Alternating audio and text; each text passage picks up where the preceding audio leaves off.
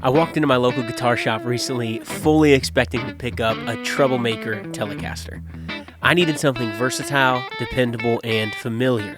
The Troublemaker had two humbuckers with the coil splits, which was going to allow me to get multiple tones with one guitar and stay within my budget. Turns out the guitar I was going to look at was sold the day before.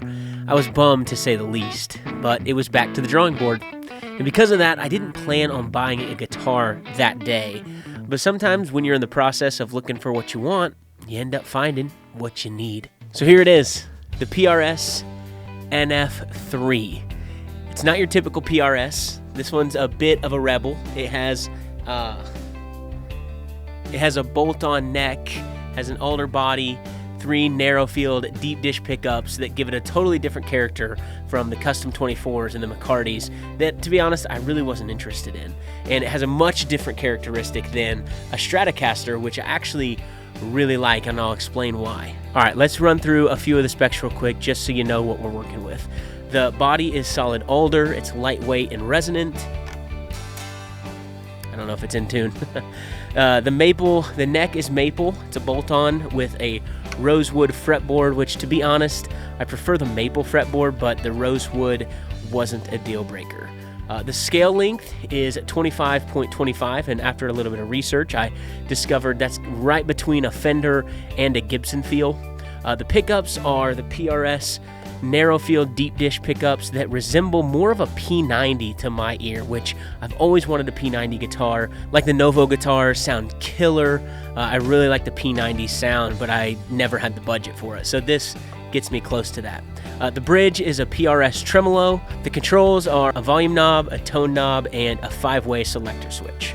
Now look, don't let me fool you into thinking that I know what all of that means or how it truly affects the sound and feel, because at the end of the day, when I'm looking for a guitar, what I'm looking for in a guitar is that it feels right to me and it inspires me to play. Because as someone who is a novice guitar player just laying down parts, I need to be inspired in what I'm playing.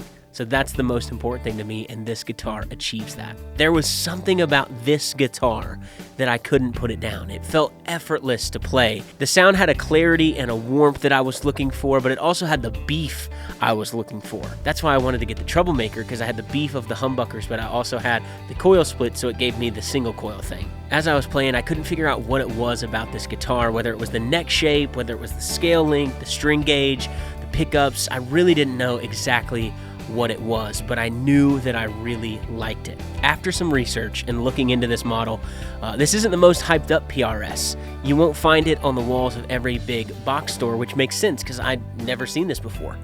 But that's kind of what makes it special to me, at least. It's unique, and it's not something that I would normally gravitate to, mainly because it's a PRS, and nothing against PRS, but I am just one of those guys that when I was younger, I learned on a Fender, and so brand loyalty, but I'm really, really glad that I gave this a shot. It's simple, it's versatile, and it's really inspiring to me. You know, I've had it for a while now, and every time I plug it in, I discover new tones, new ideas.